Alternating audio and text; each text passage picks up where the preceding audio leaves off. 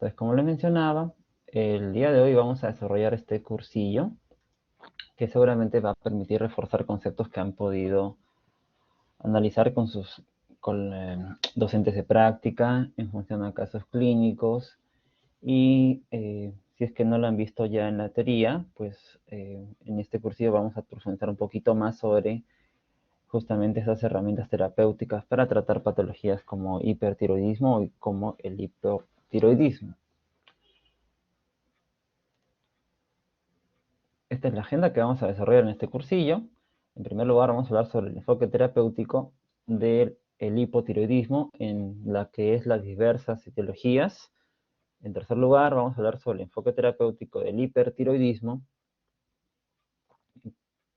incluyendo aquí las patologías principales, ¿no? Estamos hablando de la enfermedad de Graves-Basedow, la enfermedad de Plummer o las tiroiditis subagudas. Y otro tema importante, quizá un poco en forma un poco más somera, es el tratamiento de las emergencias endocrinológicas en relación al hipertiroidismo y al hipotiroidismo, ¿no? Nos referimos a la tormenta tiroidea y la crisis nixedematosa, ¿de acuerdo? Ahora, si ustedes tienen alguna duda durante la presentación, pueden levantar la mano durante esta para poder tratar de absolver alguna de sus inquietudes, o en todo caso también al finalizar la sesión podemos discutir algún aspecto en particular que quizá quieran profundizar un poco más o que ustedes hayan hecho su propia revisión y quisieran quizá algún tipo de ampliación. Bueno, entonces es importante poder, para hablar de tratamiento, tener una base relativamente sólida sobre la etiología tanto del hiper como del hipotiroidismo. También valorar en los pacientes con trastornos tiroideos y en general en endocrinología que existen parámetros para poder determinar cuándo estamos ante una situación de hiper o hipotiroidismo en función a pruebas de función tiroidea. Las pruebas de función tiroidea son muy útiles. Incluye esto en tanto el valor de la TSH como la T4 libre. Entonces ustedes recordarán por sus conceptos teóricos de que cuando hablamos de un hipertiroidismo primario, este hipertiroidismo primario puede formar parte o podemos considerarlo entre un hipertiroidismo clínico y un hipertiroidismo subclínico, por ejemplo, ¿no? Ay, perdón. Vamos a ver. Bueno, un hipertiroidismo clínico o un hipertiroidismo subclínico, por ejemplo, ¿no? ¿Ok? Tal cual estamos viendo aquí. Y esto en relación a los valores de hormonas tiroideas, en el hipertiroidismo subclínico encontraremos una TSH suprimida y un T4 libre normal, ¿no? En el hipertiroidismo primario manifiesto, en las pruebas de hormonas encontraremos la TSH suprimida, acuérdense que esto es una retroalimentación, en este caso negativa, y la T4 libre, es decir, la T4 a nivel plasmático va a estar elevado, ¿no? Esa es la gran diferencia. Ahora, otro escenario es cuando interpretamos pruebas y tenemos sospecha, por ejemplo, de un hipotiroidismo, ¿no? Que lo vamos a comentar ya luego, ¿no? Para diferenciar un hipotiroidismo primario de un hipotiroidismo secundario, por ejemplo, ¿no? En el caso del hipotiroidismo primario, ahí encontraremos la TSH elevada y la T4 libre marcadamente disminuida. En el hipotiroidismo subclínico primario encontraremos la TSH elevada, pero la T4 libre va a estar dentro del rango normal. En ambos casos hablamos de que el problema está a nivel de la glándula tiroidea. Pero si habláramos de un hipotiroidismo central o secundario, pues en esta encontraremos la T4 libre disminuida siempre y una pobre respuesta a nivel hipotálamo o hipofisiaria, manifestándose esto por un valor de TSH que va a estar o bien disminuido o un valor inapropiadamente normal de TSH. ¿Okay? Pero también debemos considerar cuando interpretamos pruebas de laboratorio, lo más importante es la clínica, la sospecha clínica, pero también pueden verse alteradas estos valores de hormonas por medicación. Por ejemplo, pacientes que usan amiodarona pueden llevar a que los valores de TSH pueden elevarse. Pacientes que usen, por ejemplo, heparina, también esto puede afectar los valores tanto de T4 libre como de TSH. ¿Ok? Eh, por ejemplo, también es importante saber el método de laboratorio que se emplea, ¿no? Que sea un método estandarizado para poder interpretar las pruebas de laboratorio. ¿Ok? Esto ya les había comentado. Entonces, en el caso del hipotiroidismo también hay que hacer una interpretación en función a pruebas de laboratorio. Bueno, ahora, cuando hablamos ya de un enfoque de tratamiento, es importante, como ustedes saben, recordar las causas, ¿no? No es menester de esta presentación a discutir sobre las causas del hipotiroidismo, eso lo van a llevar, lo han llevado ya en las sesiones teóricas. Ustedes deben recordar que la causa más frecuente de hipotiroidismo en general es la tiroiditis de Hashimoto en nuestro medio, ¿no? Hace unas décadas estaba más bien relacionado al bocio endémico en nuestro país, ¿no? Y seguramente todavía esto es relativamente prevalente en algunas partes del mundo, sobre todo por la falta de acceso a ayudación de la sal. ¿Okay? Y las causas de hipotiroidismo secundarias no son tan frecuentes, ¿no? Generalmente esto pueden ser patologías adquiridas, por ejemplo, tumores hipofisiarios, infecciones, traumatismos, etc. Bien, entonces vamos a tratar de definir primero cuál es el enfoque de tratamiento del hipotiroidismo primario, es decir, donde el problema está a nivel de la glándula tiroidea. Entonces, cuando nosotros tenemos ya un diagnóstico en un paciente de un hipotiroidismo primario, por ejemplo, un paciente con sospecha de tiene una tiroides de Hashimoto, es importante reevaluar o evaluar en todo caso las pruebas de laboratorio. El parámetro ya hemos visto en el hipotiroidismo primario es que encontrar la TSH elevada y por otro lado la T4 libre disminuida, si es un hipotiroidismo primario manifiesto. Si es subclínico, la T4 libre va a estar normal. Entonces, un parámetro importante cuando hablamos de un hipotiroidismo, por ejemplo, subclínico, es fijarnos en el valor de la TSH. ¿Ok? Para esto hay un poco siempre de controversia. Pero cuando la TSH es más de 10 y hablamos de un hipotiroidismo subclínico, siempre se debe tratar, siempre se debería tratar. ¿Por qué se debería tratar el caso de un paciente con un hipotiroidismo subclínico con TSH más de 10? Porque el riesgo de tener una enfermedad cardiovascular lo justifica. La aterosclerosis, pues, está relacionado con valores de TSH mayores a 10. Entonces, en pacientes que tienen un hipotiroidismo subclínico y que tienen una TSH más de 10, siempre debería considerarse iniciar tratamiento por este motivo, porque la mortalidad cardiovascular aumenta en sujetos que tienen TSH más de 10.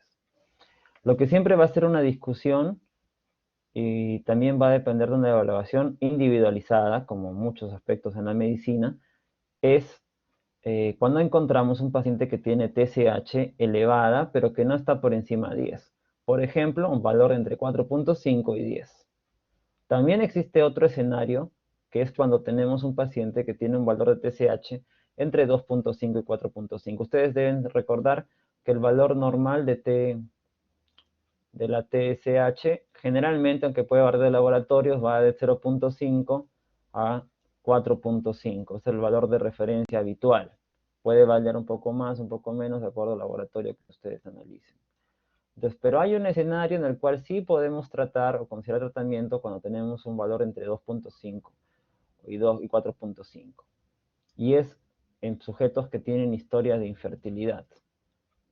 En esa situación, cuando hay un diagnóstico de infertilidad, podría considerarse tratamiento para justamente aumentar las chances de que la madre pueda gestar. ¿Ok?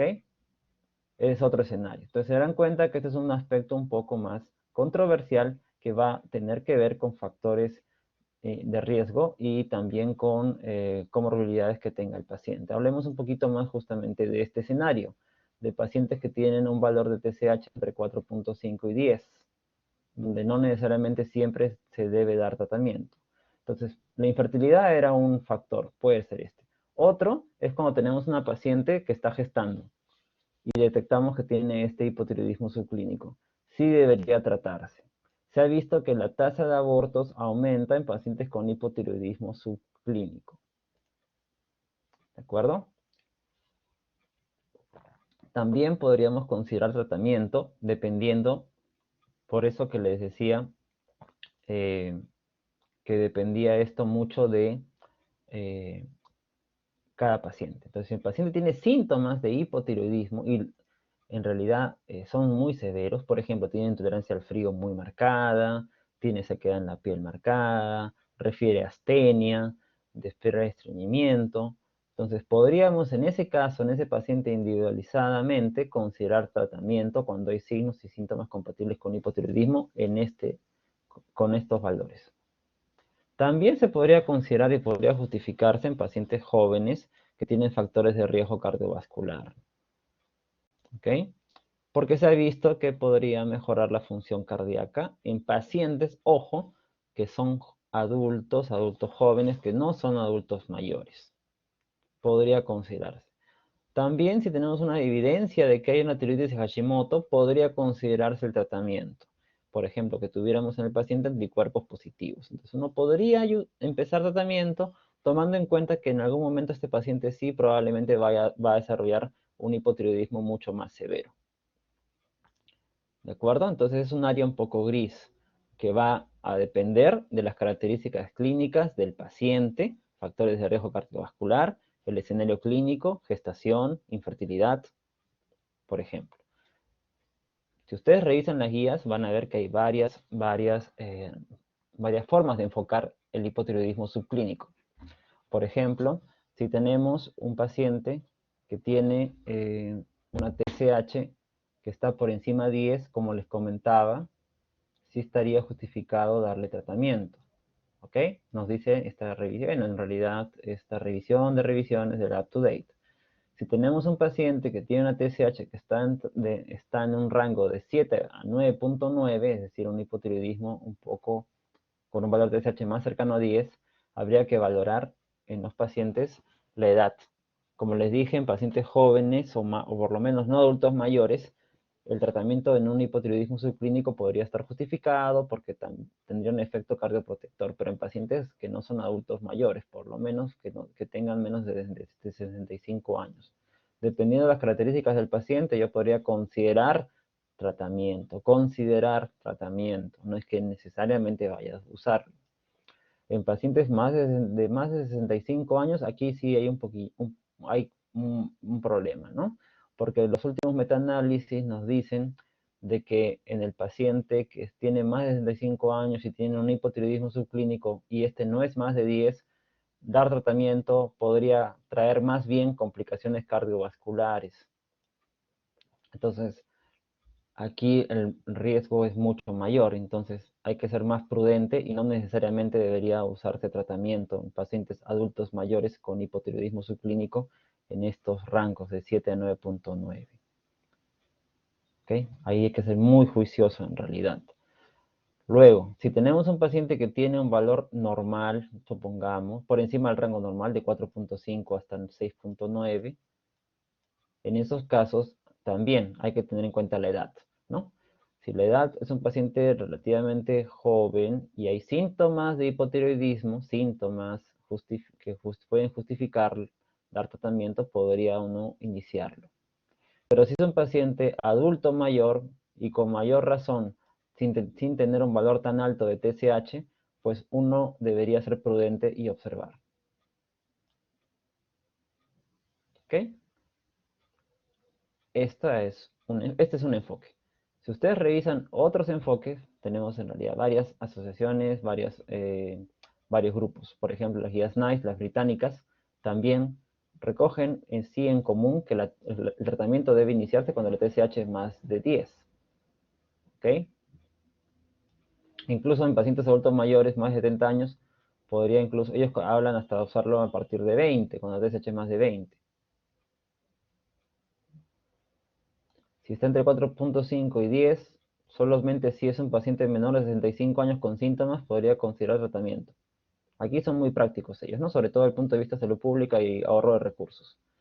Las guías europeas, las de LATA, igual coinciden en tratar por encima de 10 a todos los pacientes en realidad que tienen menos de 70 años. En pacientes adultos mayores, pues se podría considerar tratamiento siempre y cuando tengan síntomas y factores de riesgo cardiovascular que lo justifique.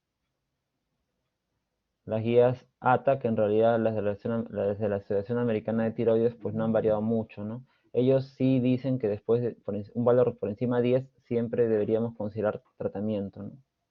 Y si es menos de 10, como les mencionaba, evaluar factores de riesgo, individualizar la posibilidad de iniciar un tratamiento.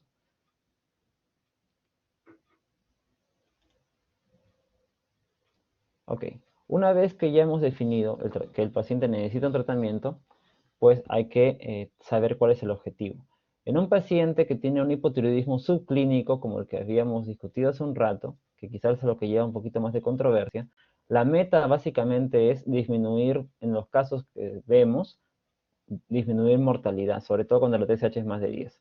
Lo otro es corregir síntomas cuando están presentes y evitar en algunos casos, como en pacientes que tienen diagnóstico previo de autoinmunidad, evitar la progresión a un hipotiroidismo clínico, ¿no? Evitar que el paciente ya desarrolle síntomas de hipotiroidismo y ahí recién hacer un tratamiento. Si fuese un hipotiroidismo manifiesto, primario, ya saben a qué me refiero con eso, TSH que va a estar elevada y T4 libre que va a estar disminuida, pues en esos casos la meta del tratamiento es llevar al paciente en estado eutiroideo, que la TSH esté dentro del rango de referencia en valores normales. Es decir, y con ello mejorar sus síntomas y cuando incluso hay una tiroiditis hipertrófica, por ejemplo, disminuir la presencia de bocio. ¿Ok? Esa es la meta. Ahora, ¿cuál es la dosis que se usa? En un paciente que tiene un hipotiroidismo primario, lo que usaremos evidentemente es la terapia de sustitución hormonal. Hasta el momento no hay ningún otro tipo de tratamiento para el hipotiroidismo, más que reponer la hormona que no produce. ¿Ok? Si alguna vez alguien me consulta, algún otro tipo de alternativa de tratamiento, en realidad está fuera de lo que es los niveles de evidencia. ¿De acuerdo? Entonces lo que usamos de preferencia es la levotiroxina. Existe alguna literatura en la que también se podría recomendar usar ligotironina, que es T3, pero de preferencia siempre tratar de iniciar con levotiroxina. La dosis va a depender de la edad también del paciente, me refiero a la forma de inicio del tratamiento, ¿no? Pero la dosis plena es 1.6 microgramos por kilo por día habitualmente, ¿de acuerdo? Si es un hipotiroidismo subclínico, podríamos empezar con una menor dosis. Tener en cuenta que la levotiroxina tiene un tiempo de vida media de 7 días. Entonces, si un paciente, por ejemplo, dejase de tomar el tratamiento por un día, no habría muchas alteraciones clínicamente. No es lo ideal, pero tengan en cuenta eso. También podemos, incluso ustedes pueden revisar alguna vez cuando vean a un paciente que está recibiendo dosis distintas durante la semana. Y esto se justifica por el hecho del tiempo de vida media que tiene la levotiroxina. Entonces, la idea es llevar a una dosis semanal relativamente constante, pero yo podría tener una dosis más alta o más baja uno que otro día. Para eso hay varios esquemas, ¿no? Pero eso ya es algo más, digamos, individualizado. Siempre tener en cuenta que la levotiroxina para que se absorba requiere estar alejado de los alimentos. Por eso que se le indica al paciente que una hora antes del desayuno ingiera la levotiroxina. Y además debe estar esta levotiroxina o debe darse sin el uso de ningún tipo de antiácido, por ejemplo, ¿no? Porque la levotiroxina requiere un medio ácido para poder absorberse adecuadamente.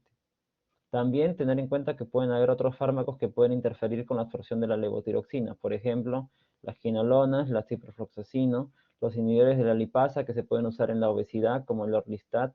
También los suplementos de calcio que se pueden usar, por ejemplo, en pacientes que tienen osteoporosis o osteopenia, por ejemplo. También los fijadores que se usan en la osteoporosis, los fijadores tales como los bifosfonatos por vía oral.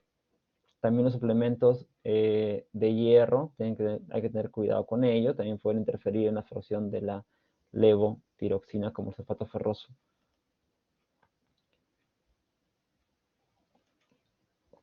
Les decía que la dosis puede variar porque, o en todo caso la dosis al inicio, porque hay que tener en cuenta también que pueden haber pacientes que sean cardiópatas, adultos mayores, y en ellos usualmente empezamos con dosis bajas hasta llegar a una dosis plena. Por ejemplo, si la dosis que le corresponde a un paciente de 70 años corresponde a 100 microgramos al día, uno podría empezar una primera semana con 25 microgramos e ir aumentando progresivamente semanalmente hasta llegar a los 100 microgramos.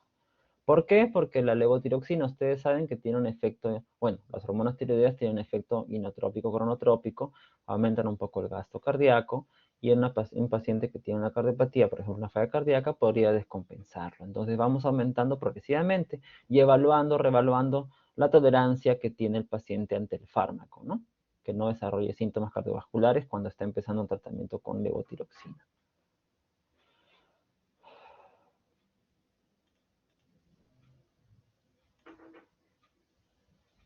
Ahora, en el caso del hipotiroidismo subclínico, como les mencionaba, la dosis es un poco más baja, ¿no? En el hipotiroidismo clínico es 1.6 habitualmente, en el hipotiroidismo subclínico es más bajo, 1.2 microgramos por kilo por día. La meta es llevar a un estado eutiroideo, sobre todo con una TSH en rangos límite inferior de la normalidad, de 1 a 2.5, y tener en cuenta también por los casos particulares como pacientes infértiles o que estén gestando, ¿no? En esos escenarios podemos empezar con una dosis de 1.2 microgramos por kilo por día, siempre tratando de llevar la TSH a un valor por debajo de, idealmente, por debajo de 2.5, ¿ok? En pacientes con infertilidad o gestantes.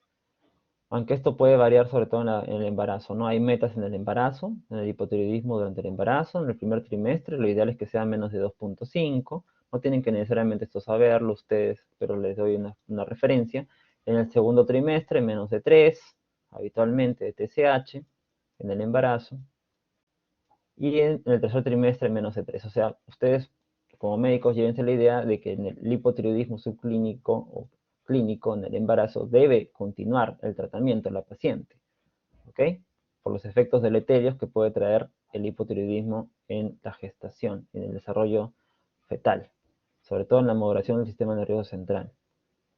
Entonces, al paciente siempre se le debe recomendar que continúe su tratamiento y que se haga controles, porque muchas veces durante el embarazo la paciente va a requerir una dosis mucho más elevada, inclusive esto es el 50% de la dosis habitual de levotiroxina.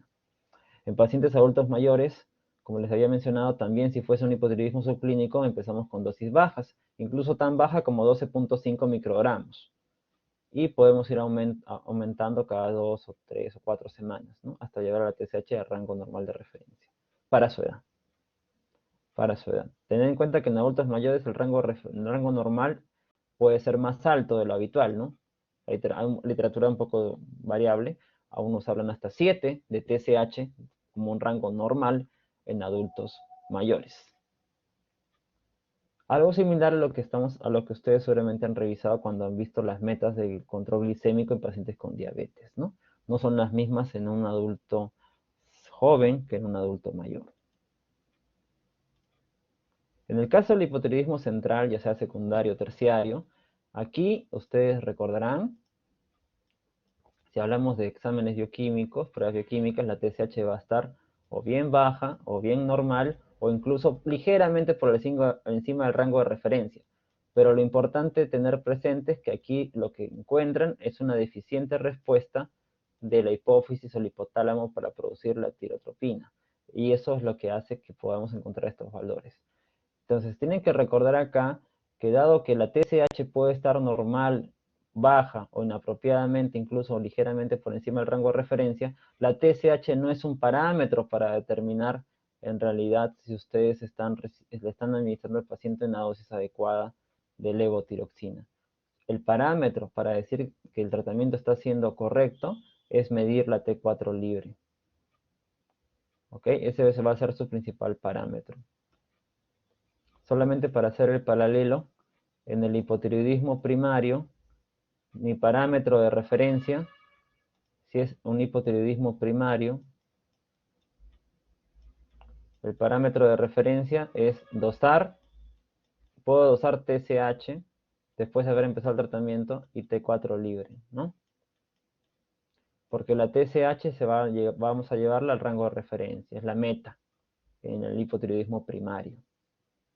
Después de 4 a 6 semanas de haber empezado el tratamiento con levotiroxina, la TSH se debería normalizar si estoy con la dosis adecuada. En el hipotiroidismo primario, pero en el hipotiroidismo secundario la meta es la medición de la T4 libre, que puede variar o podemos llevar la normalidad en un tiempo de 10 o 12 días, 2 semanas en promedio, 1 o 2 semanas. Porque la TSH no me va a ser útil, como lo dice aquí, para poder determinar si el tratamiento es el óptimo. El tratamiento igual es con levotiroxina, la dosis es 1.6, igual que en el primario, microgramos por kilo por día.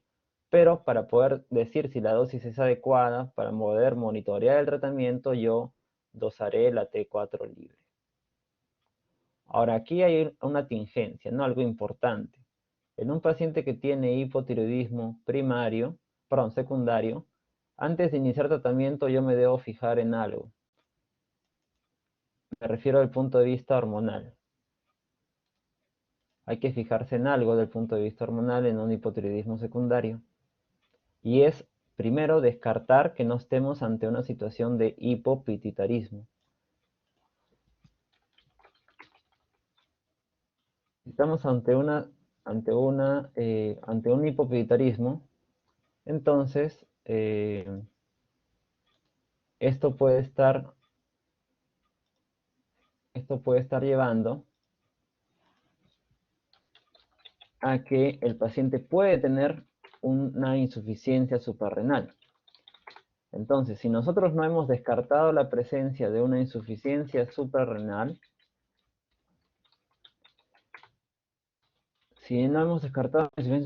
al dar la hormona tiroidea podríamos nosotros desencadenar, al generar un estrés en el paciente, podríamos desencadenar una crisis de insuficiencia suprarrenal aguda. Y eso, pues, puede poner en riesgo la vida del paciente. Entonces, siempre cuando ustedes estén ante un hipotiroidismo secundario y van a iniciar tratamiento, tienen que preguntarse si el paciente tiene algún grado de afectación en la glándula adrenal, es decir, si tiene insuficiencia suprarrenal secundaria. Si es así, primero deben corregir la insuficiencia suprarrenal y luego iniciar el tratamiento con la hormona tiroidea.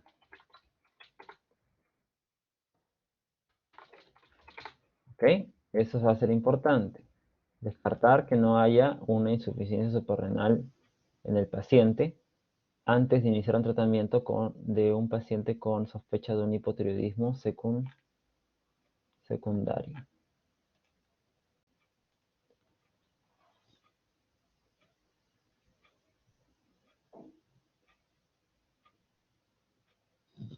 Y claro, muchas veces esto puede ser una emergencia, así que inclusive si no hay forma de poder determinar al dosar con cortisol para descartar ello, uno inclusive en forma profiláctica podría iniciar tratamiento con corticoides y luego ya poder empezar el tratamiento con la levotiroxina, ¿no?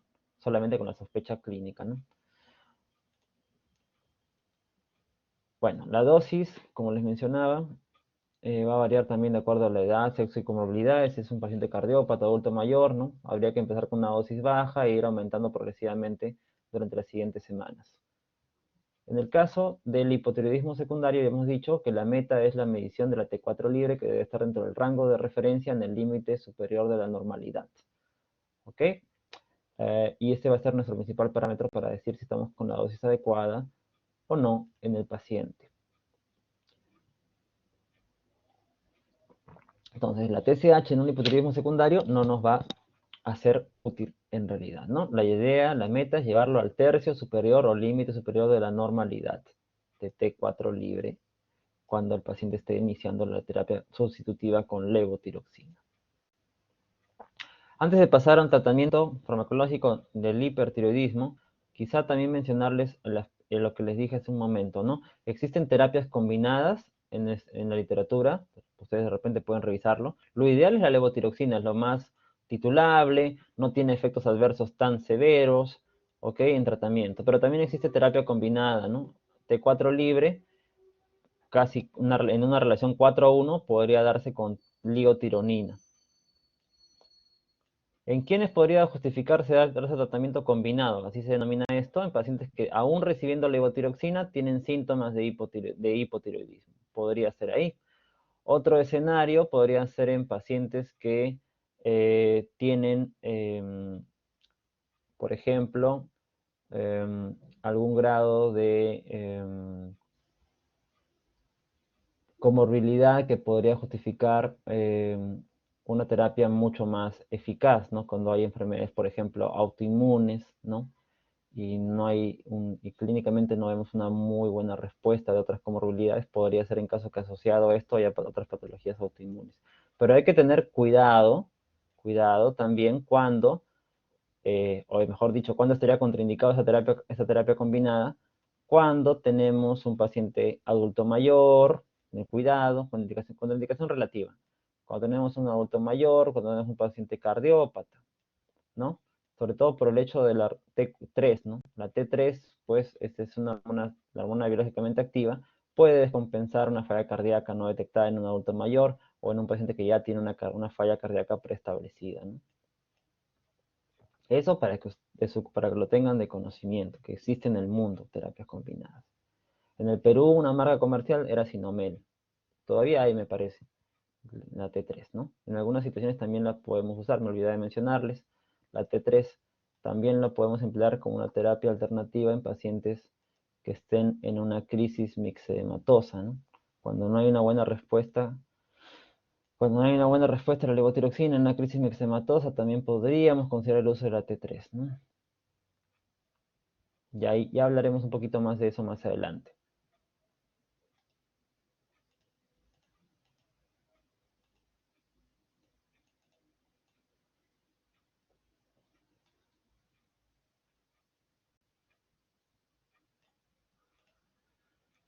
Bueno, ahora hablemos del tratamiento en el hipertiroidismo. Ya saben que la causa más frecuente de hipertiroidismo es la patología autoinmune en forma similar al hipotiroidismo. Corresponde a la enfermedad de Graves-Basedow, pero no es la única, ¿cierto? Existen otras patologías que le siguen en frecuencia, como el bocio nodular tóxico, y ya luego vienen las tiroiditis en sus diversas formas, en sus fases hipertiroideas. En general, las patologías endocrinológicas son más frecuentemente vistas en mujeres que en varones. Las formas clásicas del hipertiroidismo ya las habíamos mencionado, pero existen formas inusuales, ¿cierto? Que seguramente en teoría han visto o van a ver, como el hipertiroidismo facticio, pacientes que toman subrepticiamente levotiroxina, por ejemplo, para bajar de peso, es una indicación, una mala indicación, pero no es iatrogenia, ¿no? Otra condición, por ejemplo, son pacientes que tienen cáncer de tiroides metastásico que destruye las células tiroideas y que desencadena un cuadro también de hipertiroidismo. También el estruma ovari, cuando aparece cuando hay la presencia de tejido tiroideo ectópico en el ovario y produce hormonas. También esto puede desencadenar un cuadro de hipertiroidismo, aunque es bastante raro. También puede haber un hipertiroidismo como consecuencia de un tumor hipofisiario que produzca TSH, los también denominados tirotropinomas, pero son mucho más raros. ¿Okay? Tener en cuenta estas causas, ¿okay? Diversas de hipertiroidismo. No todo es Graves, no todo es Bosch nodal tóxico. ¿Okay? Tengan en cuenta eso. Porque el tratamiento va a también variar. Justamente por ello, ¿no? Una manera de clasificar las causas de hipertiroidismo son en aquellas en las cuales encontramos un exceso de función de la hormona tiroidea y otras más bien en las que va a haber una destrucción de la glándula o no hay una captación adecuada de yodo en la tiroides. Donde, por ejemplo, podemos encontrar un exceso en producción de hormonas en el nivel de la glándula tiroidea, en la enfermedad de Graves-Basedow, en el bocio nodular tóxico, en una enfermedad trofoblástica, en un tumor productor de TSH, en un tirotropinoma, ¿ok? Y también en cuadros un poco más raros, síndromes genéticos, de resistencia a la acción de hormonas tiroideas. Que son síndromes genéticos, se ven en etapas tempranas de la vida. Donde más bien podemos ver que no va a haber una captación adecuada de yodo por la tiroides, en las tiroiditis subagudas, en las tiroiditis inducidas por fármacos como la tiroiditis por amiodarona, la tiroiditis de Kervain, que es una forma de tiroiditis subaguda, en las tiroiditis por palpación, en la tiroiditis iatrogénica que les mencionaba, ¿no? O facticia, en el estruma ovari, en fin.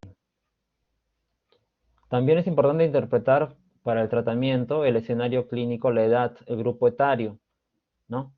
La gestación, es un niño, es un adulto mayor, estamos ante una tormenta tiroidea, el paciente además de tener hipertiroidismo tiene alguna enfermedad o otra complicación autoinmunológica, por ejemplo, si tiene una orbitopatía de Graves, es importante tener en cuenta todo eso para poder tener un enfoque de tratamiento.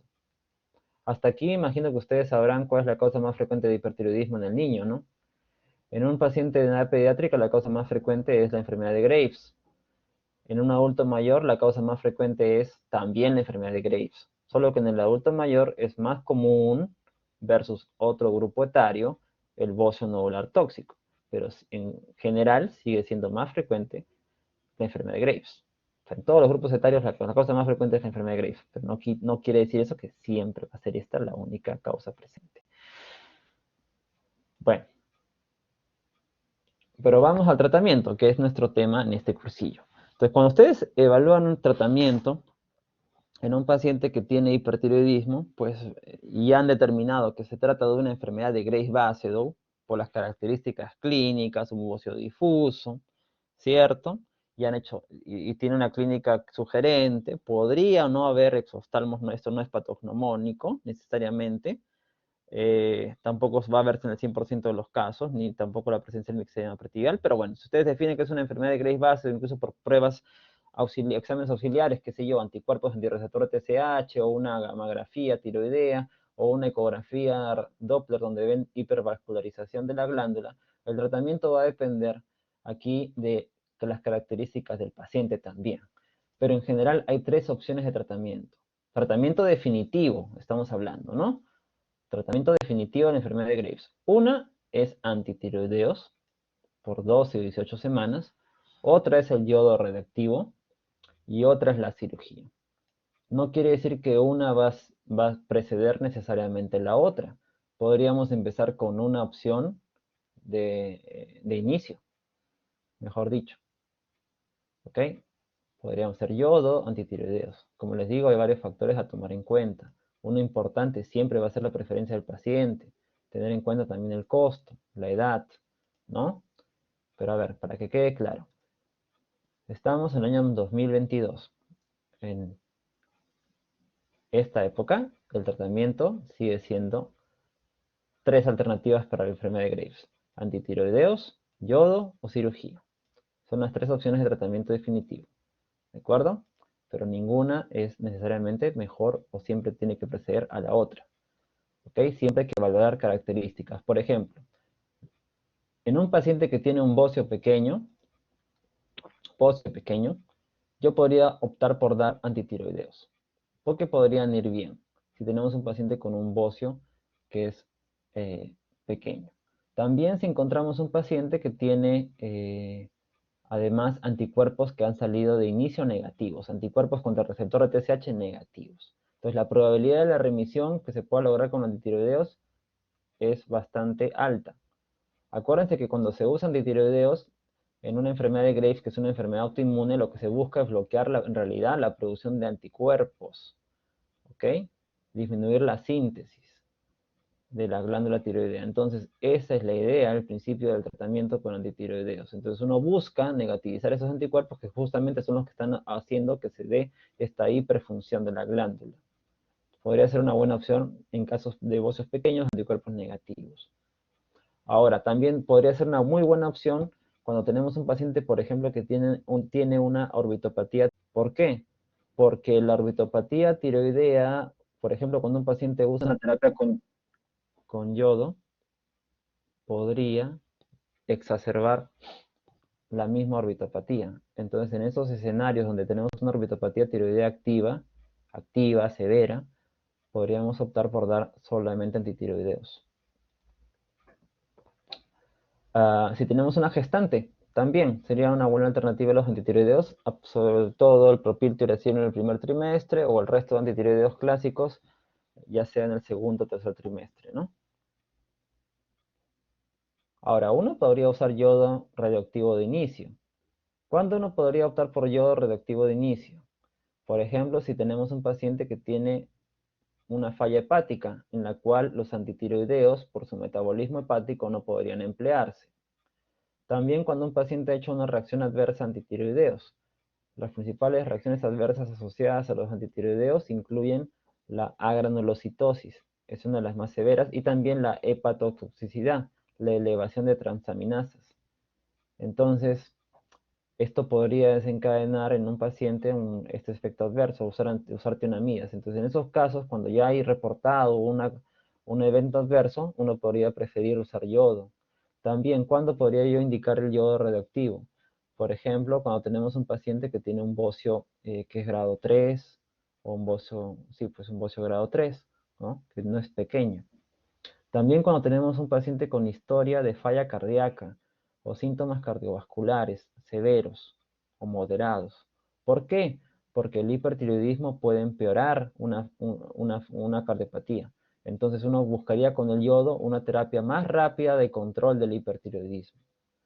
Lo mismo se aplica en pacientes con parálisis periódicas hipocalémicas. De repente alguno de ustedes ha leído algún caso al respecto. Bueno, con mi grupo de práctica, creo que están por ahí, hemos visto un caso en pacientes con parálisis periódica hipocalémica, ¿no? Entonces, en esos casos, también no va a buscar, pues, que el paciente tenga nuevamente una crisis de hipocalemia severa. Entonces, el yodo radioactivo me ayudaría a rápidamente corregir este hipertiroidismo. También en adultos mayores, pues aquí es muy variable, ¿no? Depende de las características del paciente, además de ser adulto mayor. Así que podríamos optar por yodo o antitiroideos. Ahora, también se puede iniciar un tratamiento para hipertiroidismo de inicio con cirugía. Por ejemplo, ¿cuándo? Cuando tengo un paciente con enfermedad de Graves y además, bueno, hubiera cambiado de color. Enfermedad de Graves y tengo sospecha de cáncer de tiroides. Por ejemplo, supongamos que un paciente tiene un bocio difuso y tiene además un nódulo tiroideo. Le hacemos una gamografía, supongamos, hacemos una gamografía y encontramos una zona hipocaptadora, ¿no? Un bocio difuso, y hacemos una gamografía y una zona fría. A esa zona fría le hacemos, bueno, hacemos una ecografía para ver este nódulo de esa zona fría. La ecografía me dice que el paciente tiene características de malignidad. Le hago una BAF, una biopsia por aspiración con aguja fina, y el resultado sale que es un Bethesda 5, cáncer de tiroides, probable. Entonces, en ese escenario que tengo una enfermedad de Graves y sospecha de cáncer, el tratamiento definitivo para la enfermedad de Graves y estudiar el nódulo tiroideo, ¿cuál va a ser? La cirugía. Entonces, cuando hay sospecha de malignidad confirmada, cuando hay malignidad confirmada o sospechosa, la cirugía es la terapia de elección. Igual si hubiera un hiperparatiroidismo primario, o sea, además, por ejemplo, de tener un paciente además de tener una enfermedad de Graves, tiene un adenoma o una hiperplasia de la paratiroides. En ese caso, pues el tratamiento de elección también va a ser la cirugía, porque la cirugía va a corregir tanto el hipertiroidismo como el hiperparatiroidismo. También si tenemos un paciente con un bocio gigante, ¿no? Que ocasiona ya síntomas compresivos, disfagia, o por ejemplo, odinofagia, o síntomas respiratorios que ocasiona disnea. En esos casos la cirugía también puede ser una terapia de elección. Y obviamente en pacientes que fracasan al tratamiento con yodo radioactivo, por ejemplo, por más de 3 ocasiones, también podría indicarse la cirugía, ya como un último recurso. Pero no piensen que siempre necesariamente vamos a ir primero de antitiroideos, luego yodo y luego cirugía. No necesariamente es así. Eso es lo que quiero que se lleven de esta presentación en esta parte. Bien, entonces, si hablamos de terapias, los antitiroideos básicamente buscan disminuir los niveles de anticuerpos, antirreceptor de TSH. Nosotros vamos a valorar justamente esos anticuerpos para determinar si el paciente entró en remisión o no al darle antitiroideos. La probabilidad de que el paciente remita el cuadro es cuando encontremos anticuerpos bajos o indetectables. Si el paciente tiene anticuerpos elevados, es probable que el paciente no entre en remisión. Y la terapia básicamente dura entre 12 a 18 semanas. Uno busca en que un año y medio el paciente tenga ya anticuerpos negativos. Si eso ocurre, uno puede suspender la terapia. Si no ocurre eso, podría yo repetir otro ciclo de un año y medio de tratamiento. Si los anticuerpos otra vez después de un primer ciclo me siguen saliendo positivos.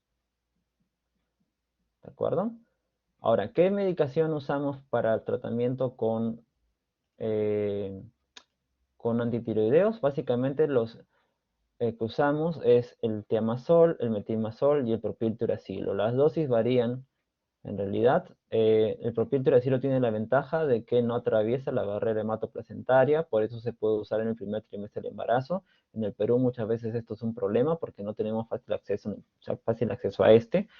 De los otros antitiroideos, el tiamazol y el metimazol también son buenas opciones, pero sí no se podrían usar en el primer trimestre, sobre todo por los efectos adversos que pueden conllevar. Atresia de Coanas, por ejemplo, está descrito en los pacientes, o aplasia cutis, ¿no? Estas malformaciones congénitas podrían producirse si se usaran en el primer trimestre estos otros antitiroideos como el metimazol o el tiamazol. Su mecanismo de acción básicamente es inhibir la síntesis, inhibir a la tiroperoxidasa, ¿ok? Básicamente son bloqueadores de la síntesis. El propiltiuracilo tiene una ventaja adicional. Además de inhibir la tiroperoxidasa, inhibe la conversión periférica de T4 a T3. Es decir, inhibe la acción de las desayodinasas, sobre todo la desayodinasa de tipo 1 a nivel plasmático. Los efectos adversos de los antitiroideos incluyen básicamente el más severo, la agranulocitosis. Los más frecuentes, el rash cutáneo. Pero esto no justifica suspender la terapia. O sea, un paciente que hace alguna lesión dérmica, uno puede usar algún antihistamínico y con eso podría sobrellevar esta reacción adversa. Otras menos frecuentes, pero también pueden considerar incluso dejar de dar el tratamiento, es la hepatitis colestásica, que puede darse una elevación de transaminasas o inclusive una caída de plaquetas, ¿no? Una trombocitopenia severa. También podría darse como efecto secundario. ¿De acuerdo?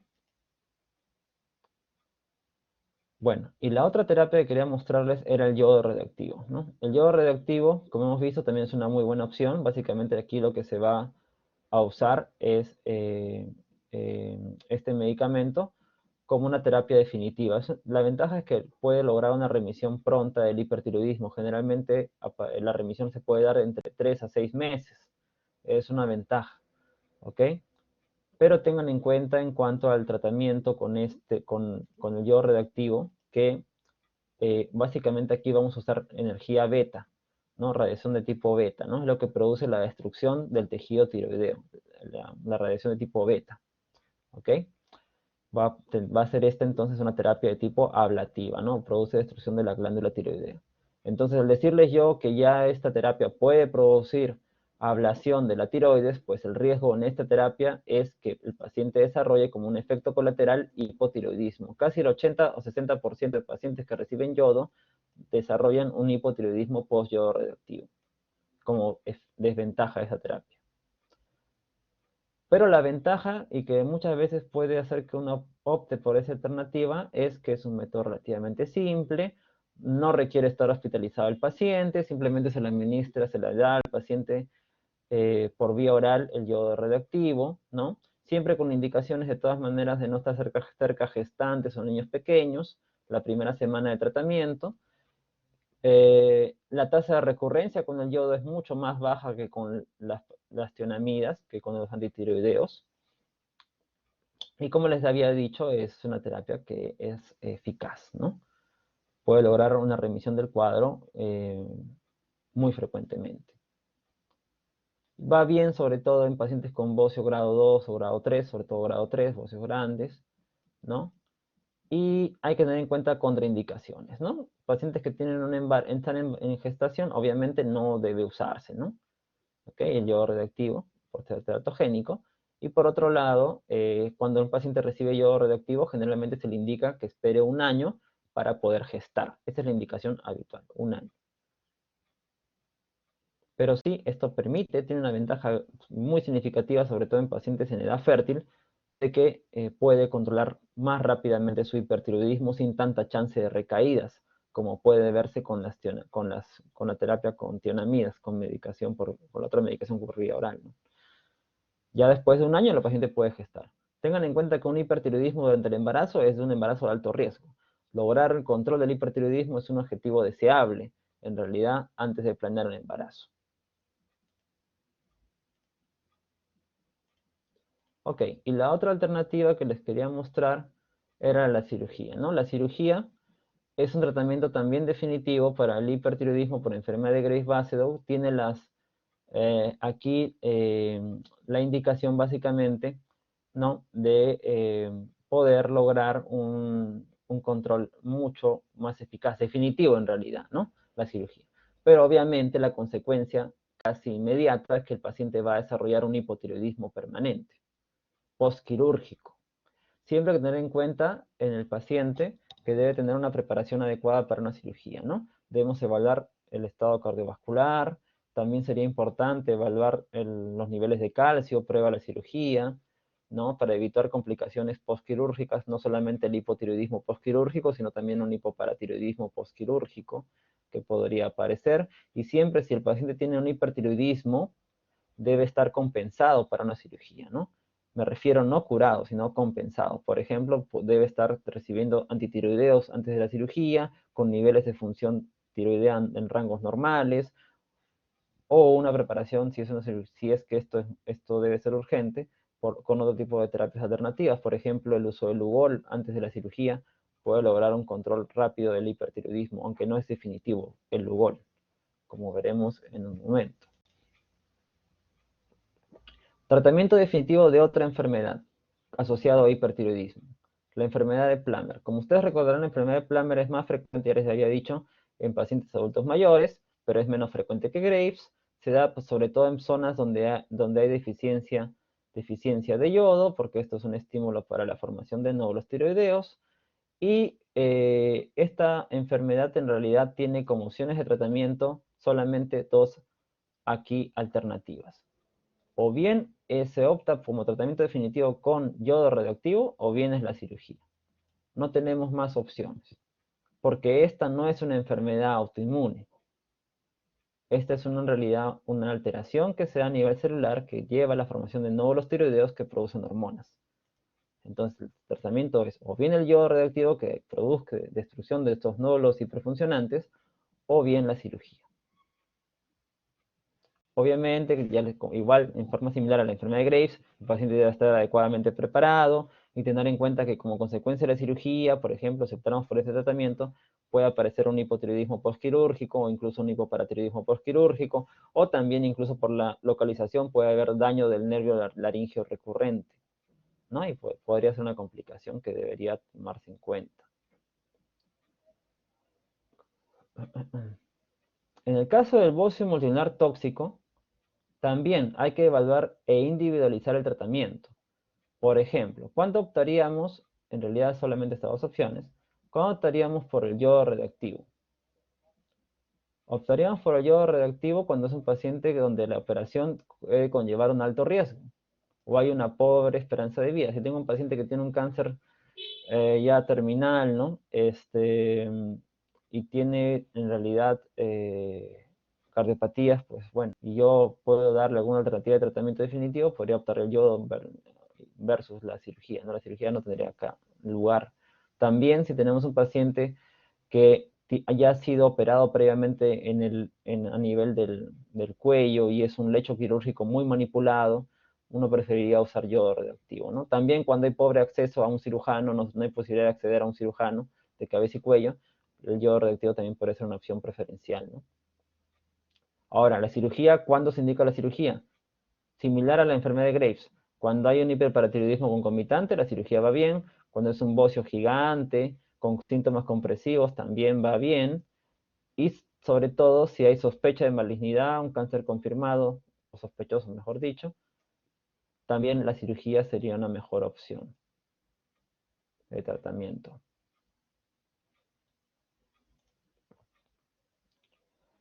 Hasta aquí hemos hablado de las dos causas más frecuentes de hipertiroidismo en general, enfermedad de Graves y enfermedad de Plummer.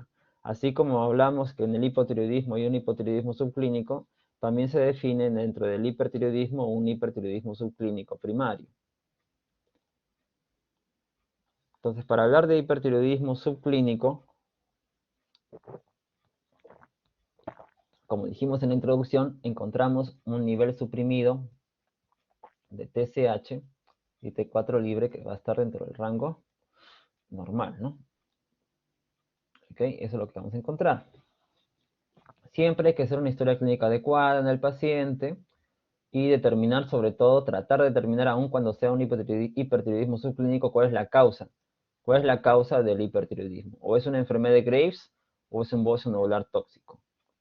Y de acuerdo a esto, hacer la interpretación de los valores de hormonas tiroideas. ¿Cuál es el principio? A ver, los voy a mostrar aquí mejor para que me puedan entender un poco más fácilmente.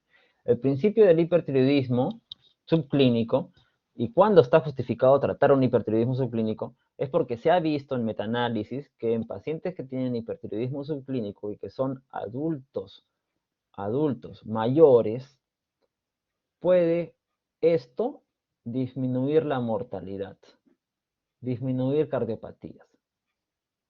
Porque ustedes saben que en el hipertiroidismo vamos a ver una exacerbación de síntomas cardiovasculares.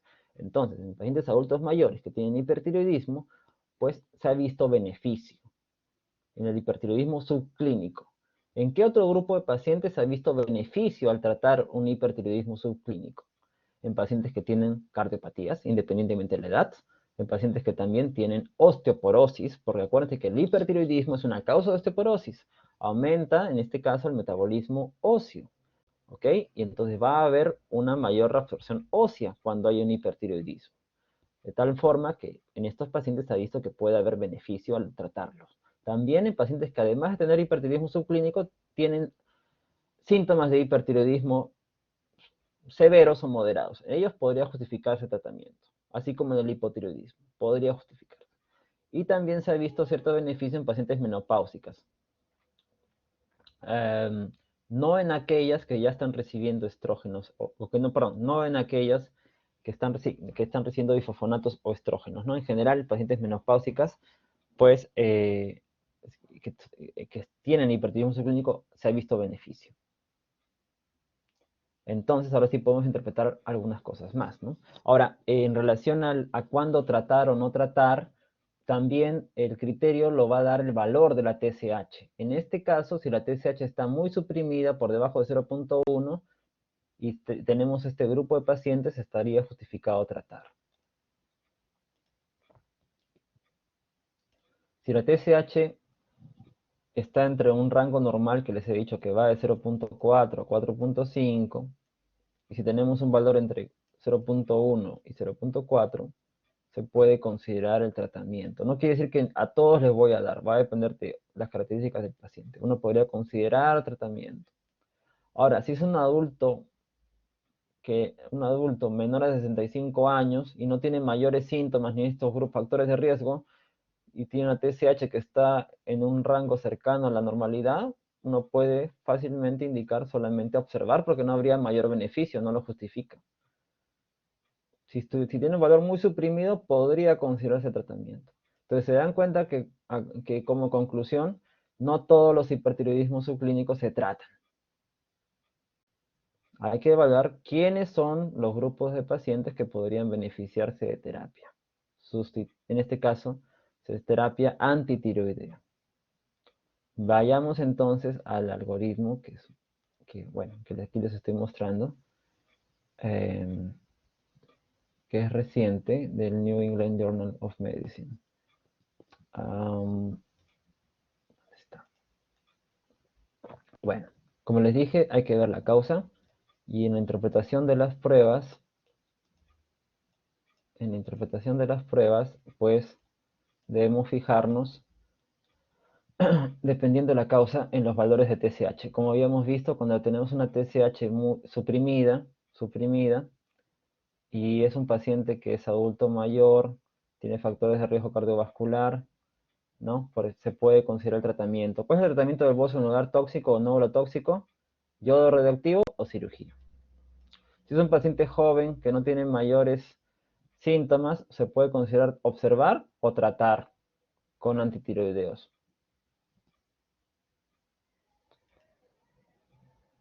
Si es un paciente que tiene una TSH que está en rango cercano a la normalidad, 0.1, 0.4, pero tiene factores de riesgo, es adulto mayor o es postmenopáusica, se puede considerar tratamiento con yodo o cirugía. Si es un adulto joven, premenopáusico, observar. Si la causa del hipertiroidismo subclínico es una enfermedad de Graves y el paciente tiene valores de TSH muy suprimidos y es adulto mayor, estaría justificado dar tratamiento con antitiroideos para Graves o yodo radioactivo. Si no tiene mayores síntomas, es joven, pero tiene TSH suprimida, uno puede optar por o observar o darle tratamiento con antitiroideos. Si el valor está cercano a la normalidad y es un adulto mayor, uno puede considerar antitiroideos o yodo. Si es joven o premenopáusica, se puede considerar observar. ¿Ok? Entonces tengan en cuenta quiénes son los grupos de pacientes que se pueden beneficiar de una terapia en pacientes con hipertiroidismo subclínico para entender que podrían estos justificar su tratamiento. Y también tener presente el valor de la TSH.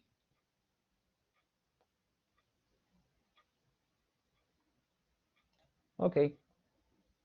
Bueno, ese es el hipertiroidismo subclínico. Respecto a las tiroiditis, vamos a ir rápidamente. En realidad, aquí, las tiroiditis tienen también una indicación para recibir tratamiento. En el caso del hipertiroidismo, esto se relaciona a la primera fase de las tiroiditis, si hablamos de las tiroiditis subagudas. Las tiroiditis subagudas tienen una fase inicial que dura 12 semanas habitualmente, que se denomina fase hipertiroidea. Por ejemplo, una tiroiditis de Kervain. En la tiroiditis de Kervain hay una destrucción de la glándula tiroidea, consecuencia después de 2 a 4 semanas tras una infección viral, se produce una destrucción de la glándula y se liberan hormonas tiroideas al torrente sanguíneo. Esto genera un cuadro de hipertiroidismo. Conforme se va dando la destrucción de la glándula, luego de ello, el paciente puede pasar a una fase más bien eutiroidea y luego hipotiroidea. Muchos de ellos pueden entrar luego en una remisión, pueden recuperarse.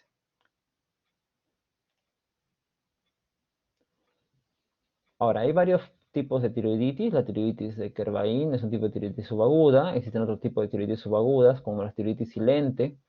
También la tiroiditis postparto, que es una tiroiditis de origen a etiología autoinmune, como ustedes recordarán, que también puede tener una fase inicial hipertiroidea. Tenemos la tiroiditis Hashimoto, que clásicamente se asocia a un hipotiroidismo crónico, pero también, aunque es raro encontrarlo, un 15% puede también tener una fase inicial hipertiroidea. Y justamente en ese escenario, en esa situación en la cual hay un hipertiroidismo, un hipertiroidismo por destrucción de la glándula, por ejemplo, está justificado tratarlo. Ahora, en los pacientes que tienen una tiroiditis subaguda, ya hemos dicho que, por ejemplo, en la tiroiditis de Kervain hay una destrucción de la glándula. En la tiroiditis de Kervain puede estar presente además, por ejemplo, un bocio doloroso. Aquí no está justificado usar antitiroideos porque lo que se produjo es lo que se produce es una destrucción de la glándula, más no una hiperfunción. No es una glándula hiperfuncionante. Entonces, en esa fase inicial hipertiroidea, cuando el paciente tiene síntomas de hipertiroidismo, puede estar justificado usar betabloqueadores. Lo mismo si fuese una tiroiditis silente o posparto en una fase hipertiroidea. Podría usarse betabloqueadores. ¿De acuerdo? Ese sería el tratamiento, básicamente sintomático, beta bloqueadores. Si es una tiroides de Kervain, como les dije, puede cursar con dolor, podría estar justificado para tratar el dolor el uso de antiinflamatorios no esteroideos y en caso que no mejoren con antiinflamatorios, el uso de corticoides.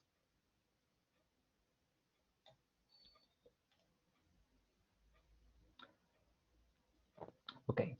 Bueno, entonces aquí estamos ya entrando en la parte final.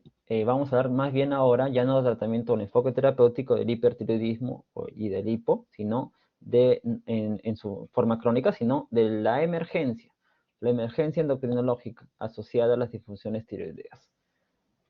En este caso veamos un caso clínico rápidamente. Es una paciente mujer de 78 años con un diagnóstico previo de hipotiroidismo primario, una tiroides Hashimoto. Fue diagnosticado hace 4 años. No estaba tomando tratamiento desde hace más o menos 10 meses. ¿Okay? Ingresó por clínica de hipotermia, bradicardia, hipoventilación, una atonía gástrica y trastorno de conciencia. El tratamiento que recibió el paciente al ingreso incluyó el manejo en la UCI, el uso de corticoides y el uso de terapia sustitutiva con levotiroxina en forma endovenosa, en bolos. Y el paciente estuvo recibiendo además tratamiento ventilatorio, estuvo en ventilación mecánica. Tras 7 días de haber iniciado el tratamiento, la paciente tuvo una mejoría muy marcada, tal cual lo estamos viendo aquí en esta foto del paciente. Entonces, es un tratamiento de la crisis mixtematosa que es en realidad complejo y que debe ser secuencial. lo primero que debemos tener en claro es el diagnóstico, ¿no? De la crisis mixedematosa, que no es menester este cursillo. Solo recordar que existen escalas para valorar en emergencia la crisis mixedematosa. Una de ellas es la escala de Popov-Benioff para valorar la crisis mixedematosa, pero clínicamente ustedes lo pueden rápidamente sospechar, ¿no? Ante un paciente que tiene hipotermia, trastorno de conciencia y bradicardia. Esta complicación es rara, pero cuando está presente, lamentablemente tiene una alta mortalidad. Si alguna vez ven un paciente con una crisis mixedematosa, deben tener presente que estos pacientes tienen un muy mal pronóstico. ¿Cuál es el tratamiento de una crisis mixedematosa? Inicialmente, hidratación, pero siempre el ABC, ¿no? Ustedes deben ver primero el estado hemodinámico del paciente. No vaya a ser que el paciente, además de tener una crisis mixedematosa, tenga un infarto o otro tipo de alteración cardiovascular. Entonces, primero ustedes deben de hacer un EKG, monitorear al paciente, ¿no? Y ver que esté hemodinámicamente estable, ¿no? Para poder indicar en primer lugar la hidratación, para evitar el riesgo también de una intoxicación hídrica, ¿no? Tengan en cuenta que los pacientes con hipotiroidismo retienen líquidos. Van asociados muchos de ellos a hiponatremia por efecto de las hormonas tiroideas. Las hormonas tiroideas normalmente favorecen el metabolismo del agua, ¿ok? La depuración del agua. Cuando el paciente tiene un hipotiroidismo, y sobre todo un hipotiroidismo severo, como la crisis mixedematosa, este efecto se pierde, el paciente retiene líquidos y se genera en los pacientes hiponatremia, ¿no? Una hiponatremia hiposmolar o volémica. Bueno, entonces además de ello hay que corregir la hiponatremia, ¿no? Si el paciente tiene, por ejemplo, un sodio en 116, hay que hacer una sustitución de 8 a 12 miliequivalentes por día, ¿no? Para también evitar una mielinolisis pontina, si es que yo corrijo rápidamente una hiponatremia. Luego, también al mismo tiempo en el paciente, todo esto es dinámico, hay que evaluar que el paciente no tenga hipoglicemia, que podría darse, aunque también es un poco más raro, y también corregir la hipotensión si es que está presente, ¿no? Podría yo incluso administrar al paciente vasopresores si fuese el escenario clínico así. Luego, ¿qué más hay que tener en cuenta? Hay que tener en cuenta que además de tener una crisis mixedematosa, el paciente puede tener un factor precipitante que debemos corregir. ¿Qué podría haber llevado al paciente a desarrollar una crisis mixedematosa? En el caso que vimos al inicio, aparentemente fue que dejó de tomar medicamentos, pero también hay que tener presente que puede desencadenarlo una infección, una sepsis, un infarto, un derrame pericárdico, una hemorragia digestiva baja o alta, o incluso que el paciente tenga una insuficiencia adrenal. Ojo, también podría llevarlo a esto, porque va a aumentar más su demanda de energía, su gasto energético, y no va a haber una adecuada respuesta ante un estrés. Del punto de vista del tratamiento dirigido a la crisis mixedematosa, aquí hay otras alternativas que también se deben considerar. El uso de corticoides. En los pacientes que tienen una crisis mixedematosa también se puede usar corticoides. Como lo dice aquí, esto puede ser controversial, porque generalmente en los pacientes con crisis mixedematosa indicamos corticoides endovenosos a dosis de estrés, tales como la hidrocortisona, o dexametasona, cuando hay sospecha de un hipopituitarismo concomitante. Por ejemplo, supongamos que el paciente tuviese, además del hipotiroidismo, la sospecha de tener un tumor hipoficiario, ¿no? O el paciente tuviese una insuficiencia suprarrenal no diagnosticada, ¿no? En esos casos, de una alta posibilidad de que estemos ante una situación de estrés en el paciente, o una falla de la glándula adrenal, se puede usar, aunque sea en forma profiláctica, hidrocortisona. Lo ideal sería dosar en el paciente el cortisol, pero muchas veces esto no es posible, ¿ok? Muchas veces esto no es posible. Luego, ¿qué más se podría indicar en el paciente? Sueros glucosados, si está presente la hipoglicemia, antibióticos, si está presente además un proceso séptico subyacente, si el paciente ha desarrollado además un cuadro de insuficiencia renal, pues puede inclusive indicarse terapia dialítica o también empezar a usar medios físicos si es que tenemos un paciente con hipotermia, ¿no? Todo esto es parte del manejo del la crisis mixedematosa. Y si ya hablamos de terapia hormonal, pues la levotiroxina es la terapia de elección. El problema en nuestro país, la levotiroxina en su forma endovenosa no es de fácil acceso, pero lo ideal sería empezar con un bolo de 300 o 500 microgramos.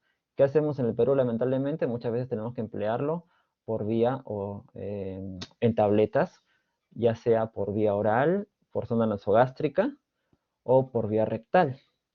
¿Ok?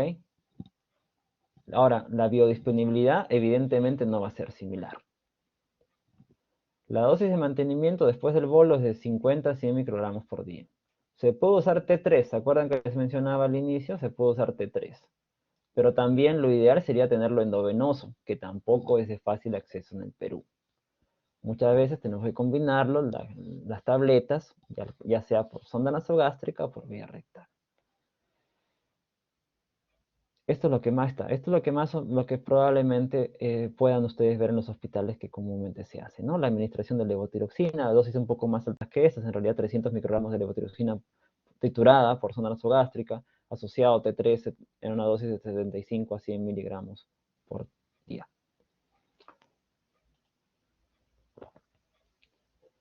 Bueno, eso fue respecto al casito anterior que habíamos visto de crisis mixedematosa.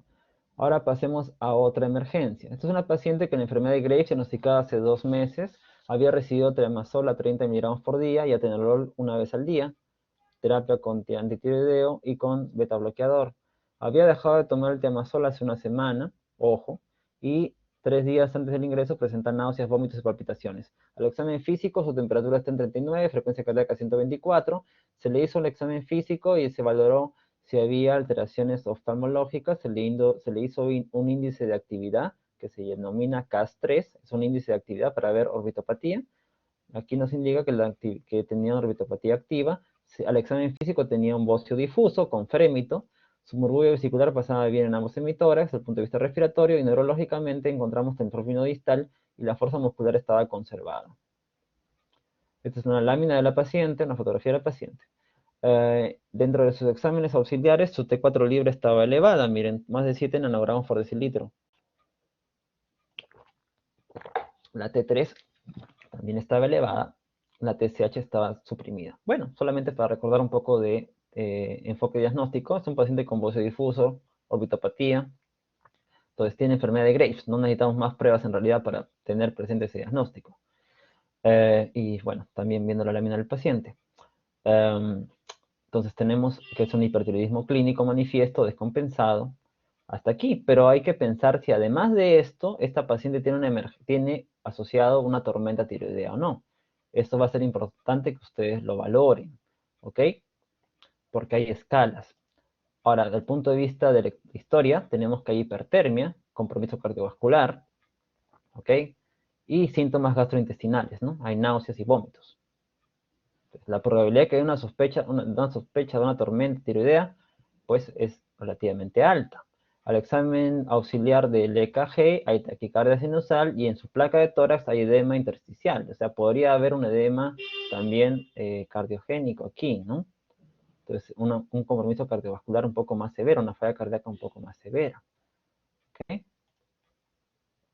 Bueno, hablemos un poquito de la tormenta tiroidea. Esta es la terapia clásica a inicio de los años 30. Se le indicaba al paciente reposo, barbitúricos, una dieta hipercalórica, glucosa endovenosa y Lugol. Pero desde ahí hasta la actualidad, las terapias han ido cambiando. ¿Okay? Se han ido modificando hasta lo que tenemos en la actualidad. ¿Cuál es el manejo actual de la tormenta tiroidea?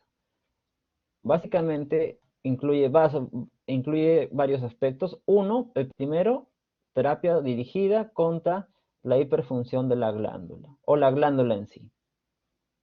Lo que hay que lograr es inhibir la síntesis de hormonas por la tiroides. Para ello se puede incluir el uso de tionamidas.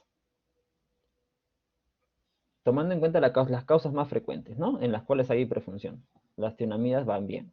Dosis altas usamos en realidad, hablamos de 100 a 120 miligramos por día, por ejemplo, si hablamos de tiamazol. También se puede incluir medicamentos que inhiben la liberación de hormonas tiroideas. Por ejemplo, si hablamos de aquí de un fármaco de elección, para tener este efecto de inhibir la liberación de hormonas, estamos hablando de las soluciones con yodo. Por ejemplo, la solución de Lugol, aprovechando el efecto de Wolff-Chaikoff, que básicamente lo que hace, lo que se ocurre aquí es que al darle yodo se bloquea el proceso de organificación, y esto hace que no se liberen hormonas tiroideas. El efecto de Wolff-Chaikoff en realidad pues se pierde después de 10 a 12 días, por eso que no es una terapia definitiva, pero en el manejo de una tormenta puede ser muy útil. Otro escenario podría ser un paciente que se prepara para una cirugía. Ahí también podríamos emplear el Lugol previamente a la cirugía. Si queríamos corregir rápidamente el hipertiroidismo, que como ustedes les estoy mencionando, no es una alternativa definitiva, sino es transitorio. Otro medicamento que inhibe la liberación de hormonas tiroideas es el carbonato de litio. También se podría emplear. Otro aspecto de la terapia es fármacos que actúen a nivel periférico, que inhiban la conversión periférica de T4 a T3. Ustedes saben que T3 es la forma biológicamente activa. ¿Qué fármacos pueden inhibir la conversión periférica? Los corticoides a dosis altas pueden inhibir la conversión periférica de T4 a T3. También se pueden emplear en la tormenta tiroidea. También se puede emplear la miodarona, que esto es un poquito controversial. Lo que más frecuentemente usamos son los betabloqueadores a dosis altas. Por ejemplo, propanolol de 100 a 120 miligramos por día en dosis fraccionadas. Podría emplearse. Otra alternativa en tratamiento para poder disminuir el exceso de hormonas tiroideas, el efecto periférico de las hormonas, es hacer plasmaféresis. Es algo que en el hospital, el 2 de mayo, y muchos hospitales del Ministerio de Salud, pues acá en el Perú, se emplea como tratamiento ya como una segunda o tercera línea cuando han fracasado otras opciones, ¿no? Por ejemplo, si el paciente pese a que ha iniciado tratamiento de la tormenta sigue con síntomas neurológicos o falla cardíaca, la plasmaféresis es una alternativa que puede ayudar, sesiones de plasmaféresis, ¿no? También hay que enfocarnos, además de los efectos en la glándula y efectos periféricos, en tratar la descompensación sistémica, ¿no? Si hay hipertermia, pues corregirla, ¿no? Usar antipiréticos. Si hay signos de deshidratación o deficiencia nutricional, pues hacer uso de fluidos, electrolitos, glucosa o algún tipo de suplemento vitamínico que necesite el paciente. También si hay hipotensión, considerar el uso de vasopresores. Si hay insuficiencia cardíaca, pues tratarla, ¿no? Ya sea con antiarrítmicos o diuréticos. Y también hay que tener en cuenta el tratar el efecto precipitante, ¿no? También podría haber llevado al paciente a la tormenta una infección, un infarto, un DCD, corregirlo, tratarlo, manejarlo. Y al mismo tiempo ya ir pensando en la terapia, en tratamiento dirigido a la causa, ¿no? La causa fue un bocio nodular tóxico, bueno, considerar el uso de tionamidas. Si fue una enfermedad de Graves, considerar también pensar que la terapia va a ir dirigida a el uso de tionamidas inicialmente, ¿no? Ya luego que el paciente se estabilice, pensaremos en el tratamiento definitivo, que fue lo que vimos hace un momento. La idea en el tratamiento de la tormenta, como toda emergencia, es salvar la vida del paciente. Entonces tenemos varios medicamentos que se pueden emplear en la tormenta tiroidea. En realidad, todos los agentes que sean posibles se han probado acá, ¿no? Recordar el mecanismo de acción, los antitiroideos como el propiltiracilo o tiamazol inhiben a la tiroperoxidasa. El carbonato de litio inhibe la liberación. Las soluciones con Lugol también inhiben la liberación de hormonas tiroideas, actuando sobre todo sobre los procesos de organificación. Los betabloqueadores y los corticoides, así como el propiltiracilo, pueden ayudar a inhibir la conversión periférica de T4 a T3. Si queremos remover el exceso de hormonas tiroideas, la plasmaféresis también es una buena alternativa, o incluso hemodiálisis, aunque esto no es algo que tan frecuentemente se use, sino más que nada la plasmaféresis. Entonces tenemos como tratamiento de la tormenta bloquear la síntesis, bloquear la liberación, bloquear la conversión periférica, considerar el uso de beta-bloqueadores para disminuir la actividad beta-adrenérgica, y también se puede considerar bloquear la circulación enterohepática de hormonas tiroideas. Bueno, ya esto les había mencionado, no los vamos a tener mucho aquí. Las tionamidas, generalmente en el Perú, por vía rectal o por zona nasogástrica, es una alternativa para poder salvar la vida del paciente. La dosis es más alta en la tormenta tiroidea, puede llegar a ser de 80 a 100 miligramos por día.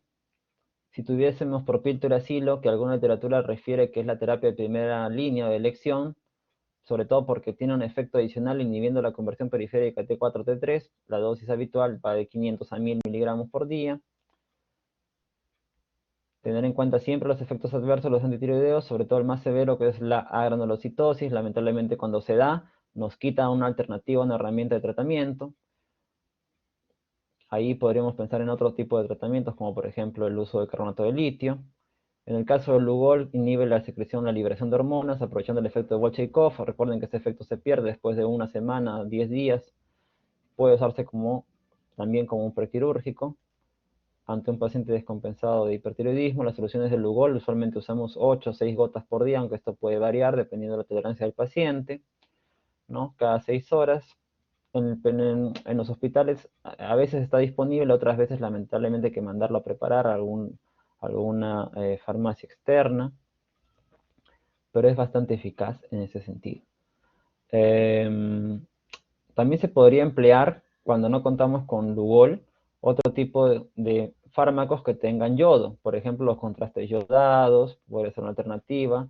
Inclusive lo que se usa, pues, ¿no? en radiología, ¿no? El yopodato podría llegar a emplearse como una alternativa para inhibir la liberación de hormonas. También se puede emplear para inhibir la conversión de T4 a T3 glucocorticoides. Ustedes van a ver que en la tormenta tiroidea se puede usar hidrocortisona, dexametasona, básicamente por este efecto, inhibir la conversión de T4 a T3, tratar de aprovechar ese efecto. Para bloqueo adrenérgico, los betabloqueadores. Hay que tener mucho cuidado porque hay pacientes que pueden estar cursando con falla cardíaca. Si el paciente cursa con falla cardíaca, acá sí, cursa con una falla cardíaca descompensada, los betabloqueadores no tienen lugar. Porque si nosotros le damos un betabloqueador a un paciente que tiene una falla cardíaca, ¿qué le podríamos desencadenar? Un empeoramiento, ¿cierto? Podríamos llegar en que el paciente desarrolle un infarto, por ejemplo, ¿no? ¿Ok? O un paro cardiorrespiratorio. Entonces hay que tener en cuenta eso. Esto va a ser muy importante el monitoreo electrocardiográfico, la valoración por el cardiólogo si el paciente tiene síntomas o desarrolla una falla cardíaca, ¿no? Ahí sí tener cuidado con los betabloqueadores. La dosis habitual, como les dije, usualmente es más alta de lo habitual, aprovechando el efecto también, además de bloqueo enérgico, inhibir la conversión periférica de T4 a T3. Para bloquear la circulación intrahepática de hormonas, la literatura refiere el uso de la colestiramina. Ahora, esto sí no está de tan fácil acceso en nuestro medio. Podría emplearse. Otro tratamiento alternativo, el carbonato de litio, como les decía, sobre todo esta podría ser una opción cuando los antitiroideos están contraindicados, ya sea porque el paciente ha hecho, por ejemplo, una reacción adversa, ¿no? Entonces podría ayudarnos en algunos casos en pacientes para inhibir la liberación de hormonas tiroideas. La dosis habitual, 300 miligramos cada 8 horas. Las otras medidas que les dije, casi terapias heroicas, la plasmaféresis, ¿no? Lo que hace es extraer componentes sanguíneos, ¿no? Y reemplazarlos por coloide con albúmina. En este caso se remueven las hormonas tiroideas a nivel periférico. El paciente puede requerir 2, 3, hasta 6, 12 sesiones, ¿no? El problema también es el costo, no crean que es una terapia barata para los hospitales. Entonces tenemos varias alternativas terapéuticas en la tormenta. La idea es justamente disminuir esta exacerbación de hormonas tiroideas, ya sea por el aumento de la producción, el aumento de niveles a nivel periférico, la circulación interhepática y también los síntomas cardiovasculares.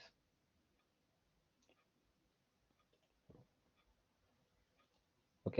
Y bueno, después de haber enfocado, tratado la tormenta, pues ahí recién empezaremos nosotros a pensar ya en tratamiento definitivo, ¿no?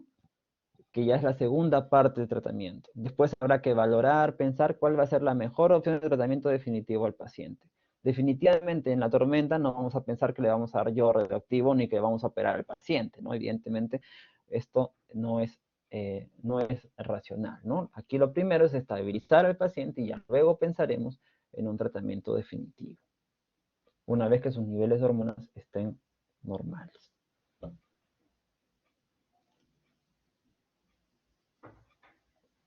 ¿Ok?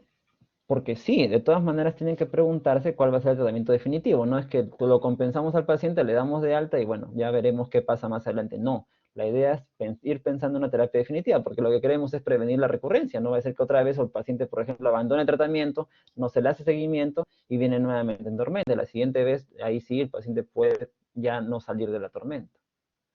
¿Ok? Entonces la meta en realidad va a ser seguir planificando a futuro un tratamiento definitivo. Pero definitivamente la tormenta no es el escenario para pensar en ese momento en yodo ni en cirugía, ¿no? Ok, y ya para finalizar, la última en realidad lámina que les muestro es para ver si han podido recoger algo de los conceptos vertidos. Y aquí sí, a ver, voy a tomar al azar a uno, salvo que haya un voluntario. Voluntario levanta la mano, ¿ok? Entonces la pregunta dice, es una pregunta final. Son opciones de tratamiento en la tormenta tiroidea. Opciones de tratamiento en la tormenta tiroidea. Opción A, Lugol. Opción B, yodo orgánico. Opción C, corticoides. Opción D, yodo radioactivo. Opción E, la A más. ¿Cuál sería la respuesta?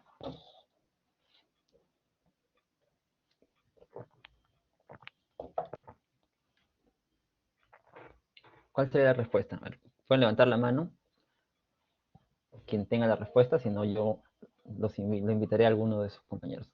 A ver, Glenis, ¿cuál sería su respuesta? Doctor, la E, el Lugol y en este caso los corticoides. Ok, muy bien, Glenis. Entonces el Lugol, aprovechando el efecto de Bolshikov, que va a inhibir la organificación de hormonas y así de esa forma inhibir la liberación de hormonas tiroideas, y por otro lado los corticoides, aprovechando el efecto a dosis de estrés de también inhibir la conversión periférica T4 T3. Como se habrán dado cuenta, el yodo radioactivo no es el escenario para darlo en la emergencia, y una manera de describir el yodo radioactivo es también denominarlo yodo orgánico. El yodo radioactivo es el yodo orgánico, es lo mismo en realidad. Por eso que se descarta la opción B y la opción D. En el caso del Lugol hablamos del yodo inorgánico. Lugol es yodo inorgánico. Entonces, en conclusión, en esta sesión hemos visto que el hipertiroidismo manifiesto o subclínico se debe tratar en los casos en que la TSH sea mayor o igual a 10, con la finalidad de disminuir la mortalidad a nivel cardiovascular. Por otro lado, en el hipotiroidismo subclínico, donde hay un poco más de controversia, cuando tenemos valores de TSH menores a 10, hay que considerar el tratamiento, sobre todo en pacientes que pueden beneficiarse, jóvenes, pacientes que tienen síntomas, o que tienen indicaciones específicas para tratamiento, por ejemplo, gestantes, pacientes con tiroides Hashimoto, o pacientes con historia de infertilidad. Hemos visto también que existen enfermedades, condiciones o fármacos que pueden afectar la absorción de hormonas tiroideas. Es importante tener en cuenta eso, indicar eso en el paciente, que no esté tomando suplementos de hierro al mismo tiempo que la levotiroxina, o el uso de antiácidos o suplementos de calcio junto con la administración de la levotiroxina. Y asimismo, varios trastornos distintos hemos visto que son causas de hipertiroidismo, enfermedad de Graves, moco nodular tóxico, tiroiditis. Es importante que identifiquemos la causa correcta, porque el tratamiento va a depender justamente de eso. ¿Okay? Y finalmente, ya si hablamos de modalidades de tratamiento del hipertiroidismo, sobre todo en el caso de enfermedad de Graves o moco nodular tóxico, siempre hay que considerar, además de las guías, que son guías, nos pueden orientar el juicio clínico que tengamos y valorar la decisión personal o deseo del paciente, ¿ok? Sobre cada decisión que optemos. Si optamos por tenamidas, por pastillas, si optamos por yodo radioactivo o si se opta por la cirugía. Bien, con ello quería concluir con ustedes este cursillo. No sé si tienen alguna pregunta o dudas que quisieran que pueda absorber.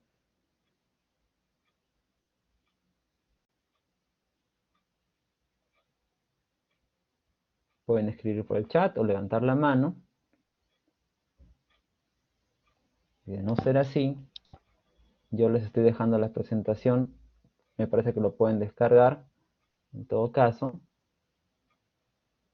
Y espero que pues haya podido contribuir con este tema, y ustedes mismos, como siempre les digo también a otros de sus compañeros, pues profundicen más en este tema. Si tienen dudas respecto a algún aspecto que se haya visto hoy, pueden también cuestionarlo con sus médicos, con sus docentes de práctica, para que puedan también reforzar algunos conceptos vertidos.